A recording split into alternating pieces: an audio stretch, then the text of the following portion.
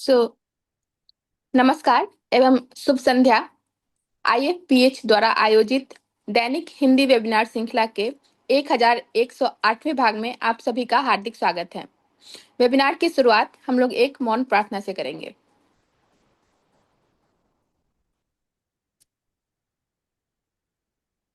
सभी को धन्यवाद। हमारे आज के guest doctor Yogesh Dhondiraj Niturkar sir हैं। मुझे ये बताते हुए बहुत हर्ष हो रहा है कि हमारे साथ आज ये एक बहुत ही इम्पोर्टेंट अपने घर के फंक्शन होने के बावजूद हमारे साथ समय निकाल कर जुड़े हैं। तो सर का आपका बहुत बहुत धन्यवाद सर। और सर एक बहुत ही बहुमुखी प्रतिभा के व्यक्तित्व हैं। इन्होंने होम्योपैथी के क्षेत्र में विभिन्न पदों पे कार्यरत रहकर होम्योपैथी के क्षेत्र में अपनी उत्कृष्ट सेवाएं प्रदान की हैं। सर वर्तमान में Organon of medicine KSPM VKMCH Latur में एसोसिएट प्रोफेसर के पद पे हैं। सर चीफ एसोसिएट एडिटर भी है होम्योपैथिक हेरिटेज में। नेशनल जर्नल ऑफ होम्योपैथी में एसोसिएट एडिटर के पद पे सर कार्यरत है। और ये वाइटल इन्फॉर्मर में रिप्रेजेंटेटिव हैं। IIHP महाराष्ट्र स्टेट ब्रांच के साइंटिफिक एंड एजुकेशन कमेटी के मेंबर भी हैं। सर को इनके उत्कृष्ट रिसर्च वर्क के लिए award of excellence homeo search 2026 में भी प्रदान किया गया है। सर विभिन्न सोशल वर्क में भी अपना योगदान देते रहते हैं। ये डिस्ट्रिक्ट डिसेबिलिटी रिहेबिलिटेशन सेंटर के सेक्रेटरी के पद पे कार्यरत हैं। और ये विभिन्न प्रोजेक्ट के कोऑर्डिनेटर भी हैं, जिसमें Chintaman Paranjpe vision endowment for prevention of infant and childhood blindness, नवजात शिशु दृष्टि सुरक्षा कार्यक्रम महाराष्ट्र में ये प्रोजेक्ट कोऑर्डिनेटर हैं। इन्होंने इसके साथ साथ विकसित महाराष्ट्र 2047 विजन डॉक्यूमेंट, दिव्यांग कल्याण विभाग गवर्नमेंट ऑफ महाराष्ट्र के मेंबर हैं। डिस्ट्रिक्ट कमेटी ऑफ दिव्यांग कल्याण विभाग डिस्ट्रिक्ट दिव्यांग एम्पावरमेंट डिपार्टमेंट लातूर के भी मेंबर हैं। और ये फॉर्मर सेक्रेटरी हैं सांवेदना सेरेब्रल पाल्से विकास केंद्र हरंगुल लातूर, जन कल्याण दिव्यांग पुनर्वासन केंद्र गराउंडा नादी हतारगा डिस्ट्रिक्ट लातूर, साम सामवेदना दिव्यांग इंडस्ट्रियल ट्रेनिंग इंस्टीट्यूट लातूर के ये फॉर्मर सेक्रेटरी रह चुके हैं। सर ने रिसर्च वर्क में भी अपना योगदान दिया है। और सर को आज IFPH द्वारा आयोजित हिंदी वेबिनार के इस मंच पे आमंत्रित किया गया है। सर आपसे अनुरोध है कि आप अपना व्याख्यान शुरू करें। हमें पूर्ण आशा है कि आपके ज्ञान और अनुभव से हमें सीखने को मिलेगा। आपसे आग्रह है कि आप इस मंच पे अपना व्याख्यान शुरू करें। सर बहुत बहुत आपका स्वागत है। धन्यवाद साक्षी जी। आपने विस्तृत में मेरी पहचान करवा दी है। सबसे पहले मैं MK सहानी सर का और आपका दोनों का आभारी हूं कि आपने मुझे इस अवसर पे अप्रैल महीना, खास करके पूरा अप्रैल महीना हमारे लिए होम्योपैथ लोगों के लिए एक बहुत बड़ा अवसर होता है। और जहां कहाँ भी मुझे ऐसा लगता है कि अप्रैल महीने में अगर कुछ माह में कुछ आता है जहाँ पे हम होम्योपैथिक सेवा कर पाएंगे, तो मुझे इस प्रोजेक्ट के साथ जोड़ने के लिए मैं आप सभी लोगों का आभारी हूँ। और एक छोटा सा प्रयास आज के इस अपने माध्यम से मैं करने की कोशिश कर रहा हूँ। जहां तक हम सभी जानते हैं कि होम्योपैथी और क्रॉनिक डिसीजेस, जटिल रोग जो होते हैं, उनके लिए एक मिनट, मैं मेरा हाँ, तो हम सभी जानते हैं कि जटिल रोगों में होम्योपैथी का बहुत बड़ा योगदान है। जहां तक एक्यूट केसेस में भी है ही ये, लेकिन ज्यादातर लोगों का ऐसा मानना होता है कि जो जिन लोगों का अभी तक होम्योपैथी से पाला नहीं पड़ा या उन्होंने होम्योपैथी की उपचार पद्धति स्वीकार नहीं की है, ऐसे लोगों में खास करके होता है कि वो पुरानी बीमारियां जो होती है उनके लिए ही ज्यादातर होम्योपैथी का चयन करते हैं। लेकिन अभी ऐसा भी अनुभव है कि ज्यादातर लोग एक्यूट केसेस में भी जो छोटे दीर्घ समय की जो छोटे अल्प समय की जो व्याधियां होती हैं, उनमें भी होम्योपैथी को पसंद करने लगे हैं। खास करके बच्चे, खास करके जो साइड इफेक्ट के बारे में ज्यादा सोचते हैं, एलोपैथी की ट्रीटमेंट ज्यादा देर लेके भी उनको कुछ फल नहीं मिलता, तो वैसे इसमें हमारी होम्योपैथी बहुत काम में आती है, ये तो हम सभी जानते हैं। आज के इस माध्यम से मैं दो केसेस प्रेजेंट करने की कोशिश करने वाला हूं, जहां पे एविडेंस बेस प्रमाण जो है हमारे पास है। क्योंकि आज की वैज्ञानिक कार्यकाल में हमें जब तक हम एविडेंस नहीं दिखाएंगे, प्रमाण नहीं दिखाएंगे, तो हमें अपना शास्त्र अधिकाधिक लोगों तक पहुंचाना और वो वैज्ञानिक कैसे है ये भी दिखाने का अवसर हमें प्राप्त हो जाता है। तो मैं शुरू करता हूं। आप सभी का मुझे यहाँ पे आमंत्रित करने के लिए आप सभी का मैं आभार व्यक्त करता हूं। और हैनीमैन की 271वीं जन्मदिन के अवसर पर मैं अपना एक छोटा सा जो अनुभव है वो आप सभी लोगों के साथ साझा करने का प्रयास कर रहा हूं। आपको मेरा स्क्रीन दिखाई देता ही होगा, तो मैं इसे फुल स्क्रीन करता हूं।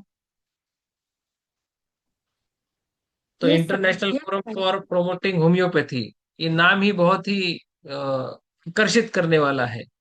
अंतरराष्ट्रीय स्तर पे हम होम्योपैथी को किस तरह से उसका प्रचार प्रसार करेंगे, इस श्रृंखला में मुझे 110 1108 यानी 1108, 108 नंबर मुझे बहुत ही आकर्षित करने वाला नंबर है, अंक है। तो इस दैनिक वेबिनार में मैं अपना विषय जटिल रोगों में होम्योपैथिक उपचार का अनुभव और प्रमाण ऐसा पेश कर रहा हूँ। और सबसे पहले कि जहां तक भगवत भगवत गीता में हमने श्लोक है कि नैनम छिन्दन्ति शस्त्राणि नैनम दहति पावकः नय न चैनम क्लेद अनापि नो शोषयति मारुतः।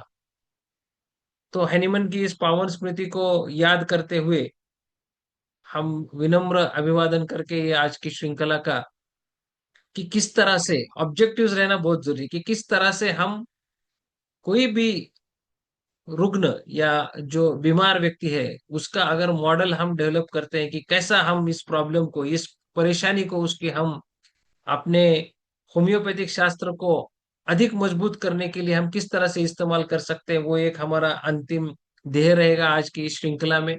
उसी के साथ में हम कैसे एक अच्छे उत्कृष्ट दर्जा के या उत्कृष्ट श्रेणी के होम्योपैथिक तज्ञ कैसे हम बन सकते हैं, चिकित्सक कैसे बन सकते हैं। जहां तक हम ज्यादा से ज्यादा अपना जो हैनीमन साहब ने लिखा है कि एफोरिज्म नंबर 3 में कि नॉलेज ऑफ फिजिशियन, तो ये नॉलेज, हम ये ज्ञान जो है हमारे पास, वो हम कैसे इस्तेमाल कर सकते हैं। हमारी जो पेशेंट को देखने की जो बहुत सारी जो कुशलताएं होती है, हमारा जो स्वभाव है, हमारी जो देह बोली है, ये किस तरह से हमें होम्योपैथ बनने के लिए एक अच्छा प्लेटफॉर्म तैयार करके देती है। तो और इसी के साथ इसका जो फायदा होने वाला है, जब हम पेशेंट को एक as a whole, individual as a whole देखते हैं, तो वो किस तरह से हम मॉडल डेवलप कर सकते हैं, ये भी हम आज की इस श्रृंखला में देखने का प्रयास करेंगे। तो सबसे पहले एक केस पहली है, जहां पे हम देख सकते हैं कि एक 11 साल का एक अच्छा हंसता खेलता परिवार है, उसमें ये बच्चा है। अभी इस लड़के के जो पिताजी हैं, एक सुपरवाइजर है और माँ जो है वो एक स्टाफ नर्स है। अभी इनके जो माता पिता का जो रिश्ता है, जो नाता है, इन दोनों के नाते में जो इंटरपर्सनल रिलेशनशिप हम कहते हैं, तो ये जो नाता है, तो ये बहुत ही कठिन है। दोनों के इसमें मनमुटाव है, झगड़े होते हैं इन दोनों में। और जब से ये बच्चा पैदा हुआ है, या फिर एक आध 2 साल की कुछ तो मेमोरी थी इस पेशेंट की, और ये अपने माँ के साथ अलग से रहता था। इस बच्चे ने अपने माता पिता की जो न्यायिक लड़ाई है ये देखी है। इस बच्चे ने ये भी देखा कि अपने माता पिता दोनों अलग कैसे हुए हैं, इसके बारे में भी इस बच्चे ने देखा हुआ है, ऑब्जर्व किया है इसने। अभी हम तो जानते हैं कि जब एक फैमिली में ऐसे मनमुटाव होते हैं तो स्टैंड बाय के लिए दूसरी फैमिली रहती है, जैसे कि मायका है इस बच्चे की, या नैनीहाल है इस बच्चे का, और इसकी माँ का मायका जो है, इसने बहुत सारा सपोर्ट किया। वहां पे नानी है, फूफा है, मामा है, और ये सब एकदम अच्छे रिलेशनशिप में रहते हैं।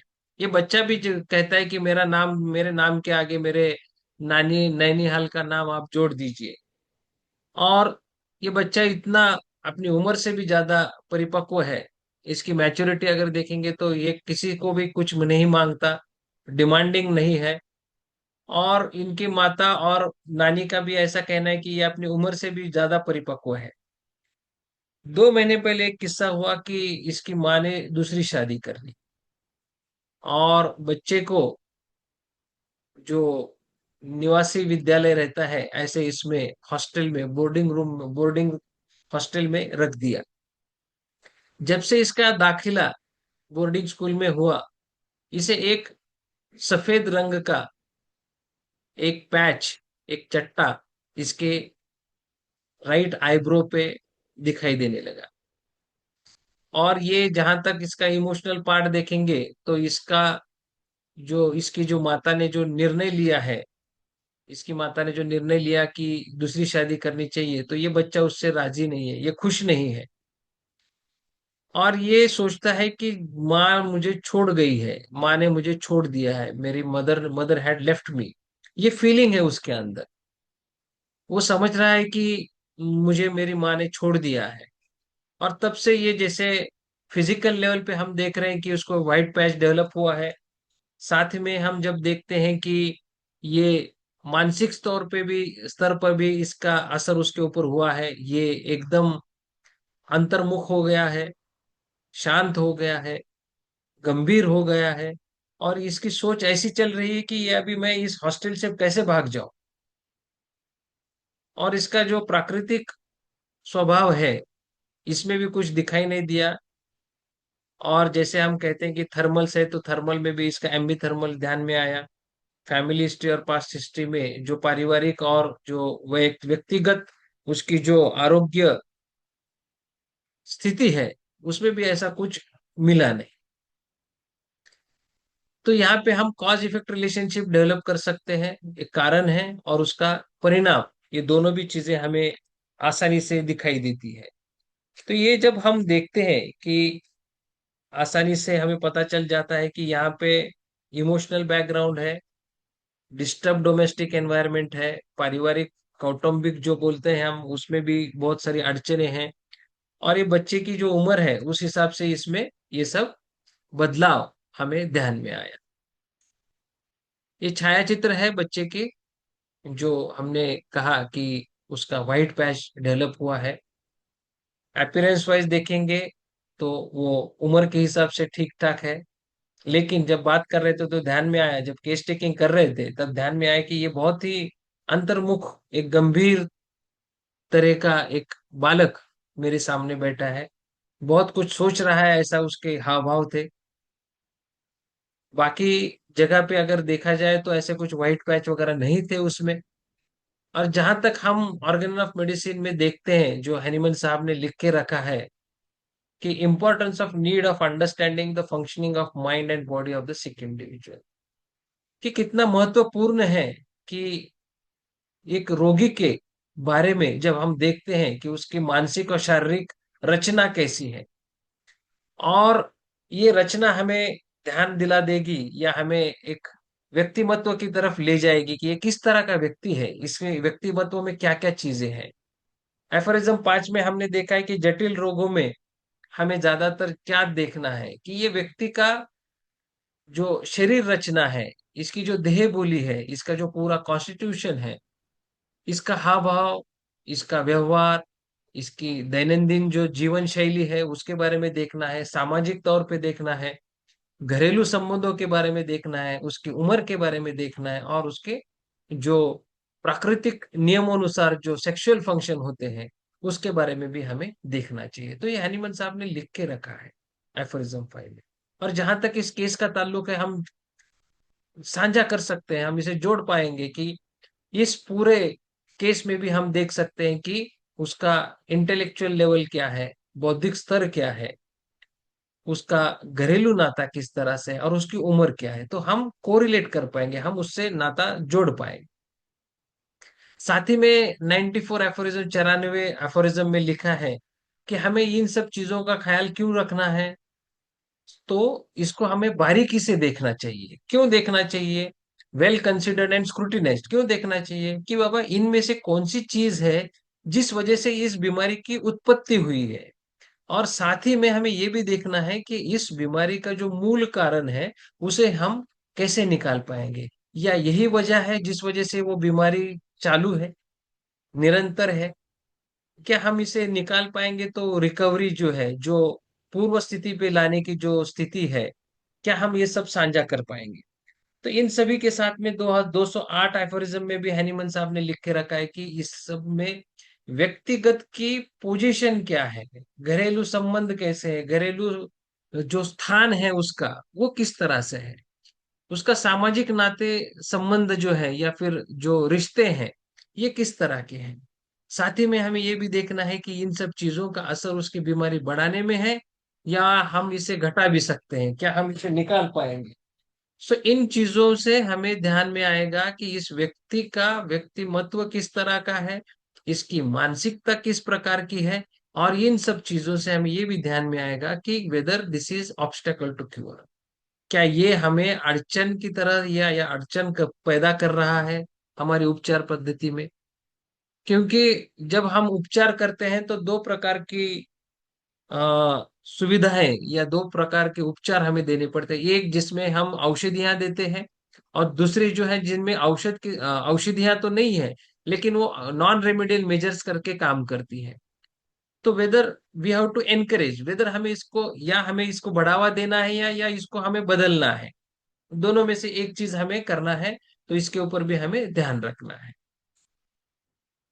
और हम सभी जानते हैं कि 210 से 230 में हैनीमन साहब ने मानसिक बीमारियां जो होती हैं, इसका जो स्वभाव है, इसका जो एक नेचर है, इसके बारे में भी उन्होंने हमें लिख के रखा है, हमें मार्गदर्शन किया है ये दो एफोरिज्म्स में, अलग अलग एफोरिज्म। तो इन्हीं सब कड़ियों को जब हम जोड़ पाएंगे तो हमें पता चलेगा कि इस मूल बीमारी का क्या कारण है। जैसे कि इवेंट एक्सिस जिसे हम कहते हैं, कि हम जो उस व्यक्ति में जो बचपन से आज तक की जो घटनाएं घटी हैं, तो उसको किस तरह से हम एनालिसिस करें, उसको किस तरह से हम समझ सकेंगे। तो केंट साहब ने बहुत अच्छे से लिख के रखा है कि there is something before the disease prior to cause beginning of disease. तो जो कुछ भी बीमारियां होती है उसके पहले कुछ ना कुछ घटता है, कुछ ना कुछ होता है, तो उसके बारे में हमें सोचना है, कारण क्या है। और जब कारण एक बार शुरू हो जाता है तो उसकी मध्य स्थिति क्या है और उसका परिणाम क्या है, जिसे हम कहते हैं कि कॉज, इंटरमीडिएट स्टेज और इफेक्ट, ये बीमारी का जो है। साथ ही में हमें ये भी देखना है कि अभी इस केस के बारे में, तो जो पारिवारिक संबंध है, जो रिश्ते हैं, माता पिता के बारे में हम क्या सोचते हैं कि हमें एक सुरक्षित सुरक्षित जीवन शैली हमें मिलनी चाहिए। और यहाँ पे क्या देखा है कि लड़ाई झगड़ा दिखा है, तो पुअर पेरेंटल आईपीआर है यहाँ पे। साथ ही में हमने ये भी देखा कि इसकी वजह से जो परिणाम हो रहे हैं इस बच्चे के ऊपर, हाँ, कुछ कारण, हाँ। तो हमने देखा कि जो पारिवारिक स्थिति है, माता ने अपने माता जी ने अपने अ, पिता से, इसके बच्चे के बालक के पिता और माता दोनों अलग रहते हैं, डाइवोर्स हो चुका है, और माँ ने दूसरी शादी की है। हमें क्लियर कट ये ध्यान में आ रहा है कि ये जो बच्चा है तो इसके मन के खिलाफ हुआ है ये सब। उसका परिणाम स्वरूप क्या हुआ, तो उसको बोर्डिंग स्कूल में भेजा गया। तो जो सिक्योरिटी थी माता के पास रहने की, माँ के पास रहने की, तो वो भी चली गई थी। पहले तो फादर फिगर नहीं है, बाद में माँ ही सब कुछ है, माता भी है और पिता भी है, तो वो भी नहीं है अभी। तो सेपरेशन फ्रॉम फादर हो गया। अभी जो हमने अंदर देखा, जो केस में देखा कि ये कुछ नहीं पूछता, कुछ नहीं मांगता, तो प्रिकॉशियस मैच्योरिटी भी हमें दिखाई दे रही है कि ये बहुत मैच्योर है अपनी उम्र के हिसाब से। और इसमें एक रिसेंटमेंट है, एक पश्चाताप जो भावना होती है ना कि अब ये, या फिर जो मुझे नजरअंदाज कर दिया है, मेरी तरफ माँ ने मुझे छोड़ दिया है, अबंडन फीलिंग भी आ गई इस बच्चे के अंदर। तो कॉज इफेक्ट हमें दिखाई दे रहा है कि यहाँ पे एक मानसिक तौर पे एक आघात हुआ है, उसका परिणाम जो हमें कॉमन टर्म है जैसे स्ट्रेस बोलते हैं या ट्रॉमा बोलते हैं, ये सब दिखाई दे रहा है।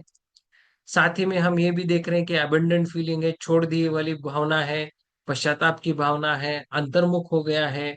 और इसके सोच विचार में भी ये चल रहा है कि मैं कैसे इस हॉस्टल से भाग जाऊं।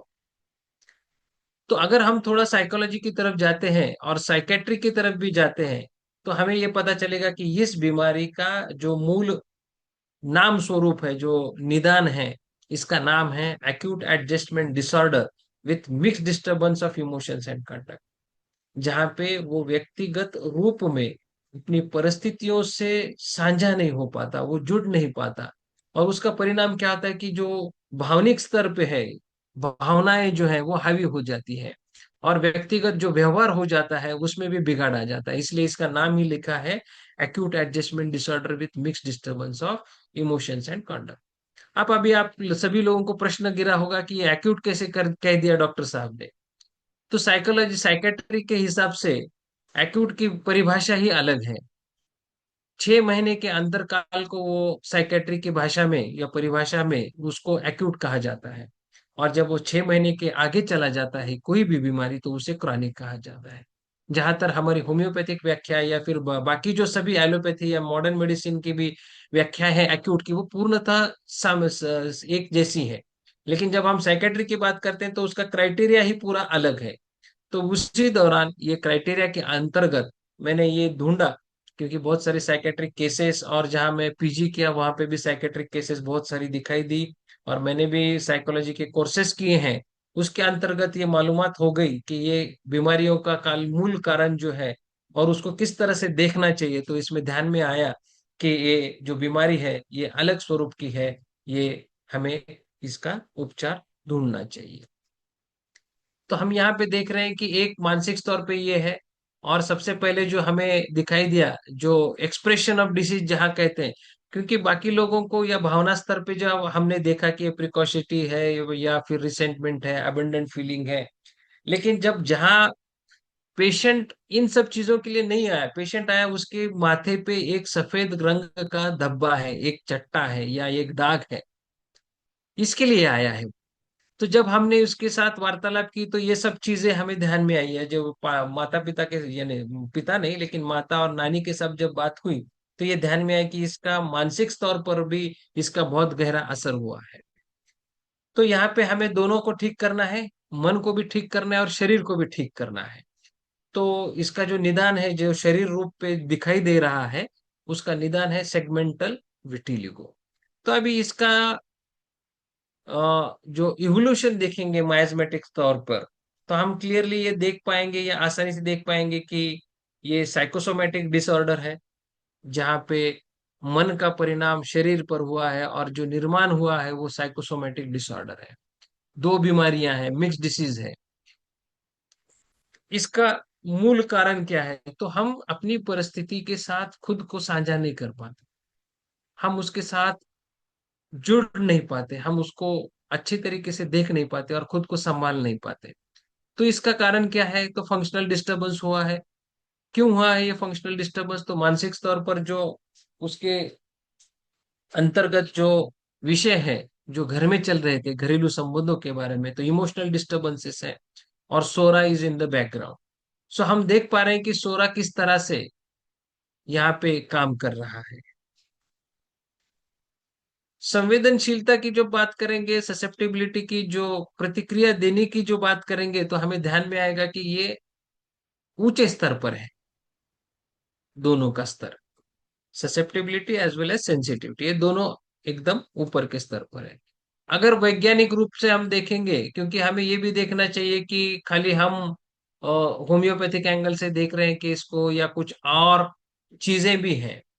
तो मैं ये जो स्लाइड्स रहेंगी, ये दो जो पैथोलॉजिकल कोरिलेशन है, जहां पे हमने integrated biopsycho neuro social pathway एक समझने की कोशिश की है मैंने, तो मैं ये अंग्रेजी में आपके सामने प्रस्तुत करने की कोशिश करता हूँ। तो जब हम देखते हैं कि सेगमेंटल विटिलिगो, क्योंकि जो वैज्ञानिक रूप से जब हम देखते हैं कि इसके बारे में बायोलॉजिकल कंपोनेंट क्या है, ये बीमारी उत्पन्न क्यों होती है, इसका जो मूल कारण है लोकल ऑटो इम्यून डिस्ट्रक्शन है ऑक्सीडेटिव स्ट्रेस की वजह से। और जब हम इसको साइकोलॉजिकल तरीके से देखते हैं कि ये क्यों होता है बाबा, कौन सी भी बीमारी होती है तो इसका मूल कारण क्या है, इसका इसकी वजह क्या है, तो बायोलॉजिकली देखते हैं तो यहाँ पे क्या हुआ है कि ऑक्सीडेटिव स्ट्रेस है, तनाव में बच्चा तो है ही, हमें भी ध्यान में आया कि कुछ तो तनाव है घर में। उसका परिणाम क्या है, तो जो रोग प्रतिकारक शक्ति होती है हमारी, ऑटो इम्यून डिस्ट्रक्शन हो गया है इसका। साथ में साइकोलॉजिकल स्तर पर देखेंगे तो तनाव है ही, उसकी जो खुद की कोपिंग एबिलिटी है, जो लड़ाई करने वाली जो एक जो चाहिए उसका उसके ऊपर इसका परिणाम दिखाई देता है। साथ ही में अगर हम देखेंगे तो डर्मेटोमल न्यूरोपेप्टाइड मीडिएटेड मेलोनोसाइट डैमेज है, जो हमारे स्किन को, हमारी त्वचा को, जो चमड़ी को जो रंग देने वाली जो मेलोनोसाइट ग्रंथि है, मेलोनोसाइट्स है, उसका डैमेज हुआ है, उसको क्षति पहुंची है। क्यों पहुंची है, तो ऑक्सीडेटिव स्ट्रेस है, लोकल ऑटो इम्यून डिस्ट्रक्शन है। तो कोई भी चीज ऐसे एकदम से नहीं होती, उसके पीछे भी एक विज्ञान है और वो विज्ञान को समझना जरूरी है। और जब तक हम इस विज्ञान को नहीं समझेंगे तो हम अपने होम्योपैथी को उसको अच्छी तरह से इस्तेमाल भी नहीं कर पाएंगे। और जब हम समाज में जाते हैं, हमारे जो फ्रेटर्निटी में हम जाते हैं, तो हम उसे अपना वैज्ञानिक स्वरूप नहीं दिखा पाते।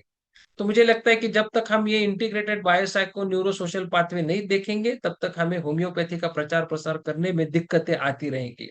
हमें हमेशा चैलेंजेस फेस करने पड़ेंगे कि ये स्यूडो साइंस है या अलग अलग तरीके जो रहते हैं, ये सब चीजों को भी हमें हमेशा देखना पड़ेगा। साथ ही में मैंने देखा कि acute adjustment disorder with mixed emotion जो हमने देखा है, इसमें क्या होता है बायोलॉजिकल स्तर पे, तो जो एचपीए एक्सिस है, जिसे हम हाइपोथैलेमस पिट्यूटरी और एड्रिनल एक्सिस कहते हैं, उसका एक्टिवेशन हो जाता है। जब हम तनाव में होते हैं तो इसका परिणाम क्या होता है कि इंक्रीज कॉर्टिसोल निर्माण होता है, एमिगडेला हाइपर एक्टिविटी होती है और वहां पे हमें भागना या जो डर है, वो फियर थ्रेट रिस्पॉन्स आ जाता है। इसका परिणाम और क्या होता है, तो हम अपनी खुद को कंट्रोल नियंत्रण करने में हम असमर्थ हो जाते हैं। और जो कुछ हार्मोन्स है, सेरोटोनिन है, डोपामाइन है, हार्मोन यानी जो हमारे इसमें से निर्माण होती है, तो इसका भी इम्बैलेंस होना चालू हो जाता है। तो कॉग्निटिव लेवल पे भी क्या होता है कि एक्चुअल स्ट्रेसर से भी ज्यादा हम उसको एक परस्यूड, हमारा देखने का नजरिया ऐसा हो जाता है कि हम उसको परस्यू करते हैं कि ये ज्यादा है। हमारी जो क्षमता है उसके ऊपर भी उसका असर हो जाता है, हमारी जो सोच है उसके ऊपर भी उसका असर हो जाता है। और जो भावनाओं को नियंत्रण करने की चीजें हैं उसके ऊपर भी इसका असर होता है, और हम अति उत्तेजित होने में, इम्पल्सिविटी होने में उसका परिणाम होता है। अभी न्यूरोसाइंस सोशल में क्या दिखाई दिया है कि स्ट्रेसफुल लाइफ इवेंट है, कुछ तो तनाव है घरेलू संबंधों में। और उसी के साथ में बायोलॉजिकल वल्नरेबिलिटी है, हम किसी चीज से जो अपना शरीर रचना है उसमें हम वल्नरेबल रहते हैं। उसका परिणाम फिर साइकोलॉजिकल प्रोसेसिंग है, जो कुछ भी होता है उसको हम प्रोसेस करते हैं, और उसी के साथ में हमारा जो सामाजिक वातावरण है, इन सब चीजों का जो एक मेल जब बैठ जाता है, उसका परिणाम इन सभी चीजों के ऊपर होता है। और उसका परिणाम स्वरूप एक आधी बीमारी अपने अपने वल्नरेबिलिटी के हिसाब से होना शुरू हो जाती है। अभी हम क्लियरली अगर देखेंगे तो इसका जो पैथोजेनेसिस है, सेगमेंटल विटिलिगो का साइकोलॉजिकल स्ट्रेस है, ऑटोनॉमिक इम्बैलेंस है, साथ ही में neuropeptide release in specific dermatome है, मेलानोसाइट टॉक्सिसिटी डेवलप होती है, और लोकलाइज डीपिगमेंटेशन होता है। एक्यूट एडजस्टमेंट डिसऑर्डर में क्या होता है, तो आइडेंटिफाइबल स्ट्रेसर है, जहां तक हम जानते हैं, हम उसको घरेलू संबंधों के बारे में जान के हमें पता चलता है कि इसमें कौन सा तनाव निर्माण करने वाला घटक है। साथ ही में कॉग्निटिव मिस इंटरप्रिटेशन रहते हैं कि मैं इस स्थिति को न्याय नहीं दे पाऊंगा, मैं हैंडल नहीं कर पाऊंगा। और एचपी एक्सिस का एक्टिवेशन हमने पहले स्लाइड में देखा है, इमोशनल डिसरेगुलेशन होता है, बैलेंस लॉस हो जाता है, और बिहेवियरल एक्टिंग आउट, जैसे मैंने कहा कि वो शांत हो गया है, अंतर्मुख हो गया है, और भागने की भी उसके दिमाग में है, हॉस्टल से भाग जाने की। अभी इन सब चीजों का ध्यान में अगर रखते हैं तो हमें पता चलेगा कि ये किस तरह की बीमारी का परिणाम हो गया है। हाँ, हाँ। तो अभी analysis of patient, quick assessment, patient evaluation, हमने बीमारी के बारे में सोचा, नोसोलॉजिकल डायग्नोसिस किया, क्यों है उसका भी एक स्पष्टीकरण देने का प्रयास किया है। साथ ही में अभी हम देखेंगे कि इसका जो होम्योपैथिक एंगल है, जहाँ पे हम देख पाते हैं कि इमोशनल ट्रॉमा स्ट्रेस है, पेरेंटल इंडिफरेंसेस है, 11 साल का बच्चा है, सेपरेशन फ्रॉम मदर है, डिसीज डायग्नोसिस हमने किया है, क्लासिफिकेशन ऑफ डिसीज हमने देखा है कि क्रॉनिक है, माइजम, हम आप सभी जानते हैं कि इमोशनल डिस्टरबेंसेस की वजह से क्या क्या निर्माण होता है, फंक्शनल पैथोलॉजी है, ये सब दुरुस्त होने वाली चीजें हैं। और सोरा इज इन द बैकग्राउंड। हमने ये भी देखा कि ससेप्टिबिलिटी, सेंसिटिविटी दोनों ऊंचे स्तर पर है, यानी कि हमें पोटेंसी भी लगेगी तो हाई पोटेंसी देनी पड़ेगी। रिपीटेशन की जो स्ट्रेटेजी है, जैसे कि गाइडलाइंस है, हमें जैसे बोला गया है किताबों में, बहुत सारे स्टॉलवर्ड्स ने लिखा है कि repetition in chronic diseases should be infrequently, wait and watch is the best strategy. Single medicine कैसे परिणाम करती है वो भी हम देखेंगे। जहां तक जनरल वाइटेलिटी का सवाल है, वो मॉडरेट दिख रही है, कहाँ पे भी कुछ बैलेंस इम्बैलेंस नहीं हुआ है। अभी जो हमारा जो प्लानिंग है कि हमें इसे किस तरह से ठीक करना है, हमें इसे ठीक करते समय हमें क्या देखना चाहिए, क्या साझा करना चाहिए, ठीक है। तो हम ये देख रहे हैं कि इस सभी में, to work on emotional aspect of the patient in particular and family in general, क्या कहा है क्या क्या करना है हमें, कि हमें उसकी जो भावनाएं हैं उसके ऊपर काम करना है, और जो उसकी जो कुटुंब व्यवस्था है, जो पारिवारिक व्यवस्था है, उसके ऊपर भी हमें काम करना पड़ेगा। और हमारा जो परिणाम है, एक्सपेक्टेड आउटकम है, तो उसको हमें क्या करना है कि ये बीमारी आगे नहीं बढ़नी चाहिए, क्योंकि अभी एक पैच है, पूरे चेहरे पे हो सकता है, पूरे बदन पे हो सकता है। Segmental can go towards full body, isolated जो है सिंगल पैच, उसका परिणाम हमारे पूरे शरीर पे हो सकता है। तो इन सभी चीजों को मद्देनजर रखते हुए हमें साइकोथेरेपी, और साथ ही में हमें फैमिली थेरेपी के बारे में भी, जैसे सीबीटी जो है, कॉग्निटिव बिहेवियरल थेरेपी, और फैमिली थेरेपी, इन दोनों का हमें विचार करना बहुत जरूरी है। हाँ। तो मैंने जब कुछ रेफरेंसेस लिए, कि जैसे मैंने कहा कि रिसेंटमेंट है, तो इसका मराठी में अर्थ होता है कि नाराजी है, संताप है, मनस्ताप है। Hatred, a very strong feeling of not liking somebody, and malicious, क्योंकि जब मैंने सिंथेसिस रेपर्टरी का रेफरेंस लिया कि रिसेंटमेंट में, तो वहां पे रूब्रिक कोई नहीं, रेमेडी कोई लिखी नहीं है, उसने क्रॉस रेफरेंस दिया हुआ है। और जहां तक रिसेंटमेंट में जो मैंने यहाँ देखा, अपनी मर्फी रेपर्टरी में, तो वहां पे भी लिखा है कि मेलिशियस को आपको देखना है, लेकिन यहाँ पे जो अपना उद्देश्य है, उद्देश्य में हमें ये देखना है कि वो नाराज है अपनी माँ से कि जिसने दूसरी शादी क्यों की। तो मुझे ये करना पड़ा कि थोड़ा क्रॉस रेपर्टराइजेशन करना पड़ा, क्योंकि कुछ सिम्टम मर्फी में थे, और रिसेंटमेंट जो मुझे चाहिए था वो कंप्लीट रेपर्टरी में है, मिरल्स थीम के अंडर अंतर्गत है। क्योंकि मर्फी में सब सिम्टम्स दिख रहे हैं, खाली मुझे रिसेंटमेंट नहीं मिल रहा था।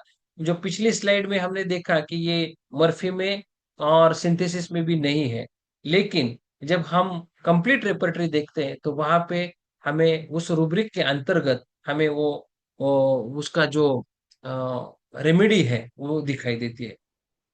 मेरे कोई डॉक्टर भाई या बहन ने नेट्रम के बारे में लिखा है चैट में। अच्छी बात है कि ये आपको ध्यान में आई, वो कौन सी औषधि है, ये अच्छी बात है। लेकिन हमें अभी उससे आगे जाना है। नेट्रम मूर को आइडेंटिफाई करना बहुत मुश्किल नहीं है, लेकिन जो एक सोच है अपनी, एक वैज्ञानिक किस तरह से सोच रहा है, उसे हमें आज की इस श्रृंखला में मुझे प्रस्तुत करने का मेरा मानस है। कि हमने देखा कि अभी एक अलग कंसेप्ट आया, जैसे कि क्रॉस रेपर्टराइजेशन एक आया, उसके पहले अगर हमने देखा तो पैथोजेनेसिस कैसे डेवलप हुई वो भी देखा। उसके पहले हमने इंटीग्रेटेड मॉडल देखा।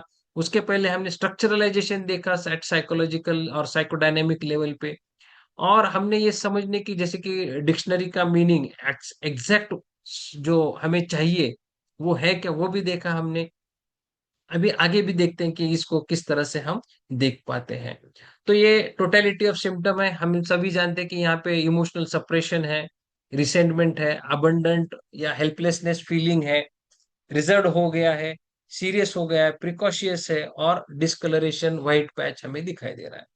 नेट्रम मूर, ऑरम, कैलकेरिया मर्क, ये कुछ रेमेडीज हैं, औषधियां हैं जो यहाँ पे आई हुई हैं। तो अभी हमें देखना है कि नेट्रम ही क्यों देनी है, वो भी देखना चाहिए ना, ऑरम क्यों नहीं देना चाहिए। सो हमें ये सोचना है कि अभी ये आगे किस तरह से बढ़ रहा है, या किस तरह से हमें नेट्रम मूर का सिलेक्शन करना है। ठीक है। तो मुझे एक बहुत अच्छी किताब मेरे पीजी के दरमियान मुझे मिली थी, और मैंने खास करके इस केस के बारे में मैंने पढ़ा कि नेट्रम मूर, कैथरीन कुल्टर, जो portraits of homeopathic medicine psychophysical analysis of selected constituent types है, वॉल्यूम 1 में। तो उसमें दिया है कि natrum mur's grievances often stem from family relations, यानी जो कुछ भी बीमारियां नेट्रम मूर की है, ये घरेलू संबंधों के इसमें ही हमें दिखाई देती हैं, कहीं तो भी इसका एक मूल कारण होता है। More often and more graphically than any other type, he exhibits the consequences of a poor relationship with one or both parents, which breeds resentment and or guilt। यहाँ पे दिखाई देता है कि पारिवारिक रिलेशनशिप या जो कौटुंबिक नाते संबंध हैं, जो नाते हैं, रिश्ते हैं, उसी का मूल कारण है जो यहाँ पे बिगड़ा होता है। तो इसमें जो गिल्ट आता है, या फिर जो पश्चाताप की भावना आती है, रिसेंटमेंट होता है, वहां पे आ जाता है। और ये सब जो इसकी जो स्कार होते हैं, या फिर इसके जो कुछ भी परिणाम होते हैं, वो बच्चा धीरे धीरे फिर अपने जो प्रौढ़, जब वो बड़ा हो जाता है, उसमें भी हमें वो दिखाई देती है। और ये भी है कि ये नेट्रम मूर का जो बच्चा होता है, ये फाइंड्स लाइफ डिफिकल्ट, ये जिंदगी को बहुत ही कठिन तरीके से, इसको कठिन लगने लगती है जिंदगी। और साथ ही साथ में ये हमें एक अच्छे तरीके से, या अफेक्शनेट जिसे हम कहते हैं, या वेल बिहेव्ड कहते हैं, लेकिन ये धीरे धीरे अपने जो कुछ भी आघात हुए हैं उसके ऊपर, उस हिसाब से वो मूडी होने लगता है, दुखी रहने लगता है। कभी कभी वो, जो हम बोलते हैं ना कि एक रिबेलियस टाइप का, या फिर जो ऐसा, जो सभी को अलग देखने का नजरिया रखता है, और एक हर चीज को वो एक प्रतिबंधात्मक, या फिर जो हर चीज को वो दूर भेजता है।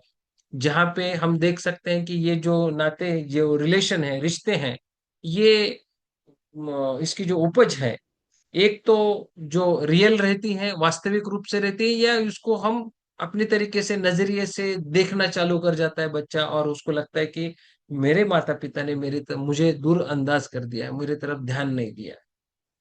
और इस सभी का परिणाम क्या होता है कि उसकी जो जरूरत की चीजें होती हैं, और उसका जो देखने का नजरिया है, ये एकदम से अलग हो जाना चाहता है, और ये डिक्टेटर की तरफ, या डिक्टेट करने के ऊपर चला जाता है। तो ये एक बहुत ही अच्छा रेफरेंस मुझे मिला। आर्टिकल लिखने की वजह से बहुत सारी किताबें पढ़ने का भी योग आ जाता है, और प्राध्यापक होने की वजह से निरंतर अभ्यास करना आवश्यक है। तो हमने देखा कि ये पहला छायाचित्र है जहाँ पे हमने देखा है। दूसरे इसमें हम देख सकते हैं कि नेट्रम मूर दिया है, क्योंकि इमोशनल सप्रेशन है, चेंज इन बिहेवियर है, कॉग्निटिव बिहेवियरल थेरेपी, सीबीटी जिसे कहा जाता है मानस शास्त्र में, मानस शास्त्र और उसके उपचार के रूप में। क्योंकि अभी हमें क्या है कि पेशेंट को ठीक नहीं करना है खाली, कि उसके कौटुंबिक जब तक जो घरेलू रिश्ते हैं, उस उन लोगों का भी इसके तरफ देखने का नजरिया देखना चाहिए कि बाबा, अभी बच्चे की तरफ जैसे कि उसको बोल दिया गया है कि बाबा, माँ तो अभी उम्र से आपकी, आप 11 साल के हो, माता जी का आपके जो उम्र है वो छोटी उम्र की है, आयु की है। और जहां तक हमें देखना है कि उसको भी एक जीवन साथी की आवश्यकता है, और हमें देना चाहिए, जरूरी है आज की तारीख में। वो अकेला अपना जीवन किस तरह से बिताएगी। और जब उसके माता और माता के साथ पिता भी जोड़ जाएंगे, क्योंकि जब शादी हो जाती है तो ये एक्सेप्टेंस के बाद ही होता है ना। तो जो पिता है, जो स्टेप फादर है, सौतेले जो पिता है, उन्होंने भी इन सब चीजों को ध्यान में रख के ही शादी की थी। तो उस बच्चे को भी ध्यान में दिया, या उसके भी ध्यान में लाके दिया गया कि अब इनका बहुत बड़ा आपके जीवन में एक योगदान रहेगा। और इस सभी चीजों की तरफ आपको एक अच्छे, एक सकारात्मक तरीके से देखना चाहिए। और जब मैंने इसके माता और जो सौतेले पिता है इससे इनसे भी बात की, उनको भी कहा कि बाबा आपको अभी बोर्डिंग जो आपने हॉस्टल में जो रखा है उसमें रखना बहुत जरूरी नहीं है, उसको आप घर वापस लेके आइए, कुछ समय दीजिए। और जैसे कि आपने इसे इसकी माँ से अलग किया तो ये ऑब्स्टेकल टू क्योर करके काम कर रहा है। क्योंकि हमें जहां तक इसके रिलेशनशिप की तरफ देखना है तो हमें इसको ध्यान में रखना पड़ेगा कि ये अपने माता पिता दोनों के साथ रहे, और साथ ही साथ में जो माता है उसके साथ में रहेगी, तो इसका जो परिणाम है जल्द से जल्द हमें दिखाई देगा। ठीक है। अभी जहां तक हम उनके नैनियाल के बारे में अगर बात करेंगे तो उनसे भी बात हुई, नानी से बात हुई। तो नानी को भी कहा गया कि बाबा ये इसका नया जो रिश्ता है ये समझने के लिए इसे थोड़ा वक्त देना बहुत जरूरी है।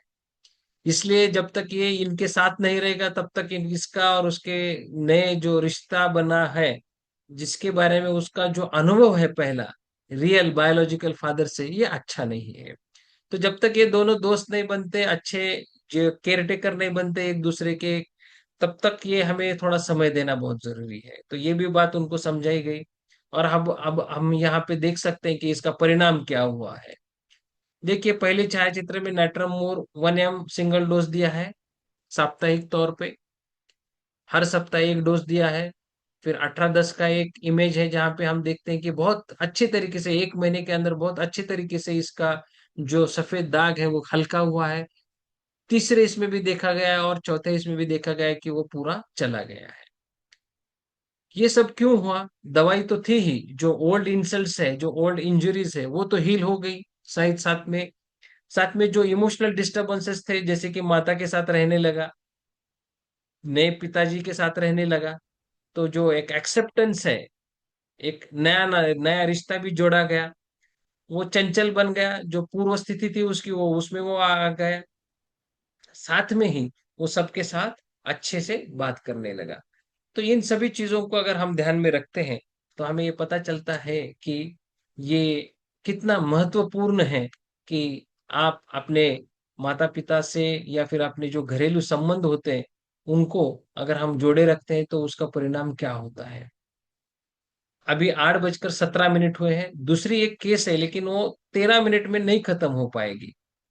अगर आप थोड़ा एक्सटेंड करते हैं तो मैं कर लूंगा, या फिर मैं जो कंक्लूजन है वो, या कुछ प्रश्न उत्तर रहेंगे तो उसको भी मैं न्याय देने का प्रयास करूंगा। अभी जैसे एक डॉक्टर साहब ने लिखा है कि सोरिक साइकोटिक, बराबर है, साइकोटिक फिक्स्ड आइडियाज, लेकिन प्रीडोमिनेंटली जो है जो फीचर्स है वो सोरिक है।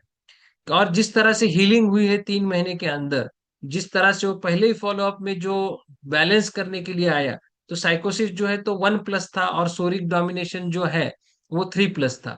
तो प्रीडोमिनेंटली सोरिक सिनेरियो, जिस तरह से integrated bio psycho social neuro देखा हमने, जिस तरह से पैथोजेनेसिस देखी हमने, तो और जिस तरह से फॉलोअप देखा, उससे ये प्रतीत होता है कि ये प्रीडोमिनेंटली सोरिक केस है। साइकोसिस के एकदम फिक्स्ड आइडिया छोड़ के ऐसा कुछ उसमें दूसरा ये नहीं, लेकिन फिक्स्ड आइडियाज भी इतने फिक्स्ड नहीं है। जहां तक उसका इंटरवेंशन हुआ तो तुरंत बदल गया। ऐसा नहीं कि 4-5 महीने लगे, 6 महीने लगे और उसकी जो आइडियाज है वो तुरंत चले गए। अगर उन आइडियाज को घर में किसी भी सदस्य ने समझा होता, जाना होता, तो ये वो भी फिक्स्ड आइडिया भी हमें दिखाई नहीं देती। तो ये पूरा जो केस है, हमें ये इसमें ये दिखाई देता है कि एक इवॉल्विंग पैटर्न भावना के स्तर पर एक बीमारी किस तरह से उत्पन्न होती है, भावनाएं किस तरह से उत्पन्न होती है, विचार किस तरह से हमारे साझे होते हैं, और जो हमारी गतिविधि होती है, जो हमारी क्रिया होती है, एक्शन होता है, या जिसे हम हमारा जो स्वभाव बन जाता है, और जिस तरह से हम अपने पूरे जो आजू बाजू का जो वातावरण है उससे हम किस तरह से एक रूप होने का प्रयास करते हैं, वो भी देखा। साथ ही में हमने ये भी देखा, ये भी जानने की कोशिश की कि ये बीमारी जो है, जहाँ पे हम मिक्स डिसीज कहते हैं या फिर साइकोसोमेटिक बीमारी कहते हैं, और होम्योपैथिक उपचार पद्धति, साथ ही में साइकोथेरेपी जो है ये एडजुवेंट थेरेपी करके किस तरह से कार्य करती है, ये भी हमने देखा। साथ ही में इसके लिए जो रेफरेंसेस है, क्योंकि बिना पढ़े तो कुछ नहीं होता। और रॉबर्ट साहब ने लिख के रखा है कि if you want to practise homeopathy, you have to be a lifelong learner. आपको क्या रहना है कि आपको एक विद्यार्थी रहना है, आपको विद्या ग्रहण करना है और साथ में देना भी है। तो ये बहुत ही अहम भूमिका हो जाती है एक शिक्षक, एक अध्यापक के लिए, कि जब तक आप पढ़ते नहीं हो, जब तक आप रेफरेंसेस नहीं लेते हो, तो आपको जो ज्ञान में जो वृद्धि होनी चाहिए वो नहीं हो पाती। इसलिए मैंने बाजू बाकी कुछ भी चलता रहे, मैंने बोला कि साहनी सर को मैंने हाँ बोला है। शादी, मेरे बहन की शादी है 26 तारीख को, तो भी मैंने कहा कि सर ने बोला है तो हमें ये करना ही है। तो उस तरह से ये रेफरेंसेस है, कमिटमेंट है। Organ of medicine, homeopathic psychology, principles and practice of medicine, DSM है, सॉफ्टवेयर्स है, इन सभी चीजों का हमें बहुत से अच्छे से इसका लाभ होता है। Foundations of psychology and homeopathy, ये भी अच्छी किताब है। इंट्रोडक्शन टू साइकोलॉजी, जो बेसिक चीजें हैं वो हमें सोचना।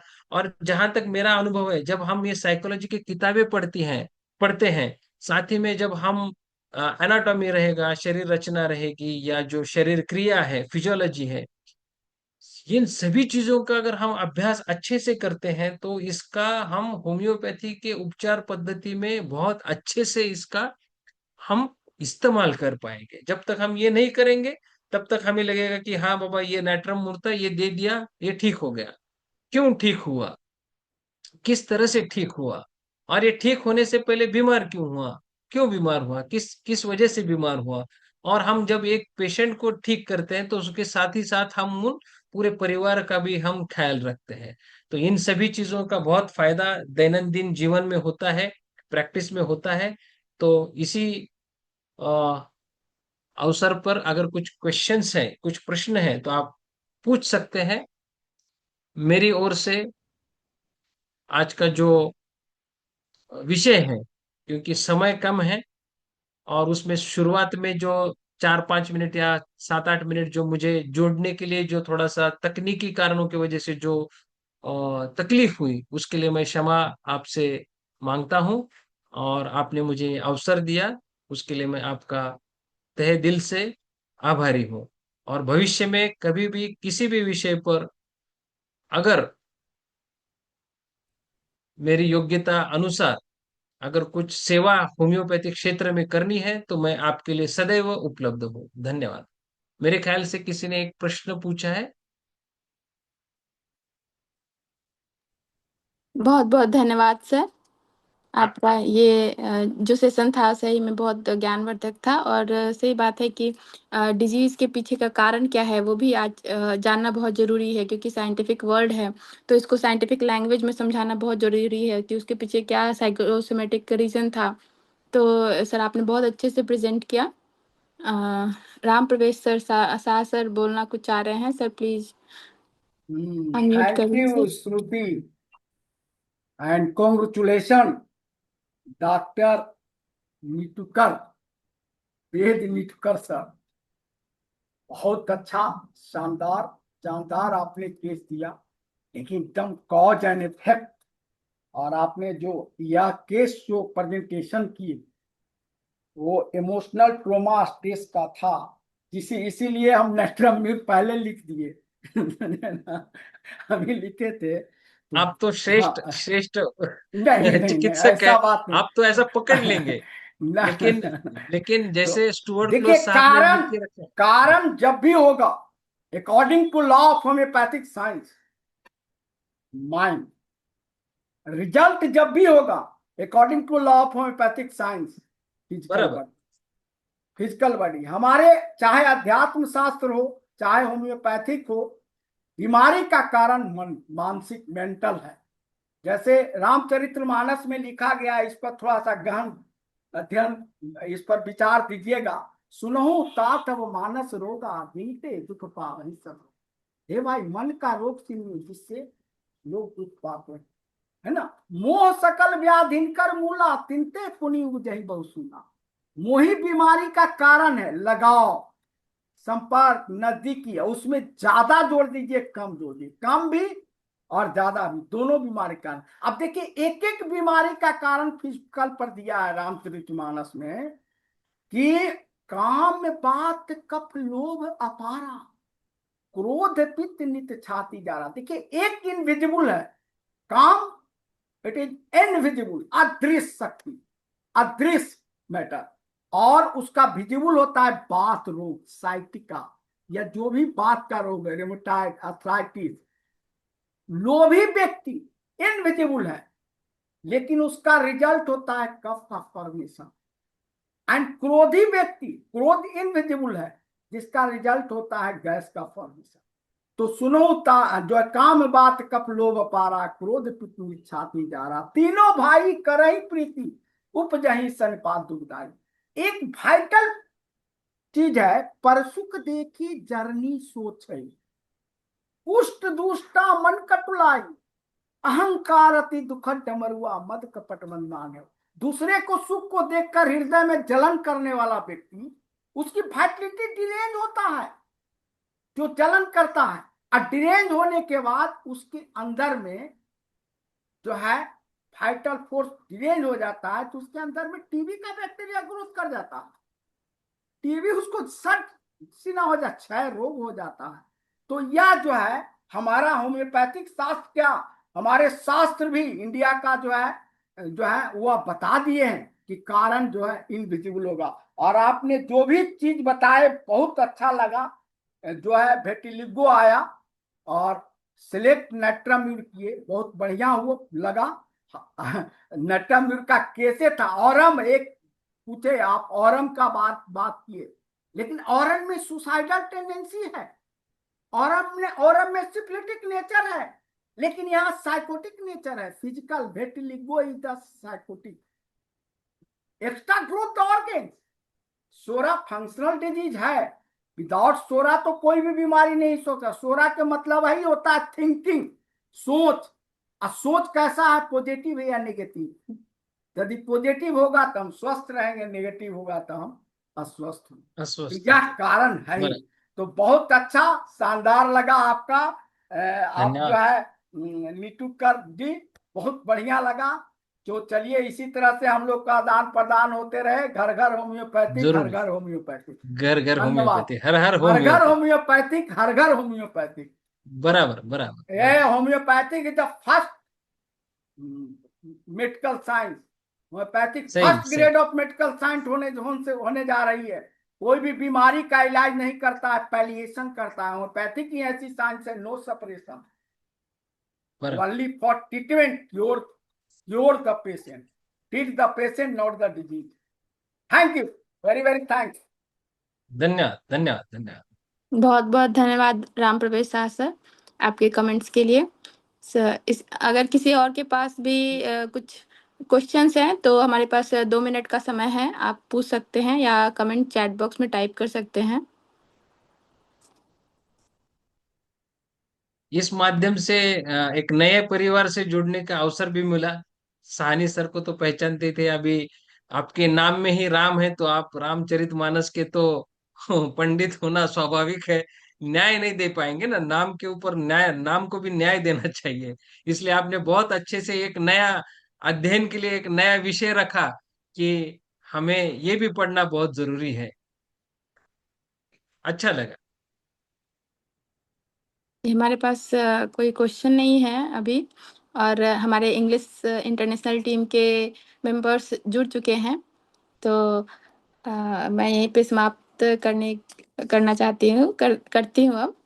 बहुत बहुत धन्यवाद योगेश सर, आपने बहुत व्यस्तता के बाद भी अपना समय निकाला और हमसे जुड़े। और सही बात है, April month homeopath Hahnemann birth anniversary के उपलक्ष्य में आपने बहुत इम्पोर्टेंट टॉपिक और बहुत अच्छे से इसको साइंटिफिकली बहुत अच्छे से एक्सप्लेन करके एक केस प्रेजेंटेशन जो किया, जो कि आज के इस एरा के डिमांड है कि किसी भी कोई मेडिसिन तो पहले भी सेलेक्ट कर लेते थे, पर उसके पीछे क्या कारण है, क्या साइंटिफिक रीजन है, आपने बहुत अच्छे से समझाया। और ये हमारे लिए एक प्रेरणा भी है कि हर एक मेडिसिन जो हम लोग, हमारे पास जो केस सीरीज है, उसको अगर इसी तरह से एक्सप्लेन करें तो हमारा साइंस सही में बहुत आगे है। और ये साइंटिफिक प्रूफ के साथ हम पूरी दुनिया को बता सकते हैं कि हमारे हमारे होम्योपैथी के पीछे का क्या साइंस है। तो बहुत बहुत धन्यवाद सर, आपसे बहुत कुछ सीखने को मिला कि कैसे हम लोग भी प्रेजेंट कर सकते हैं और कैसे केस मेंटेन कर सकते हैं इसके पीछे साइंस के श्योर। साथ। बहुत बहुत धन्यवाद सर, और मैं आग्रह करती हूँ कि आपका भी अब धन्यवाद। आगे भी समय निकाल के हमारे साथ जुड़े, नेक्स्ट टाइम भी अपने हमारे लिए निकाले सर। सो पूरे IFPH टीम जरूर। की तरफ से आपका बहुत बहुत आभार। और इसी के साथ मैं हिंदी सेशन के इस हिंदी वेबिनार के इस सेशन के समय के समाप्ति की घोषणा करती हूँ, और ये सेशन इंग्लिश सेशन को हैंड ओवर करती हूँ। Over to Dhanesh sir.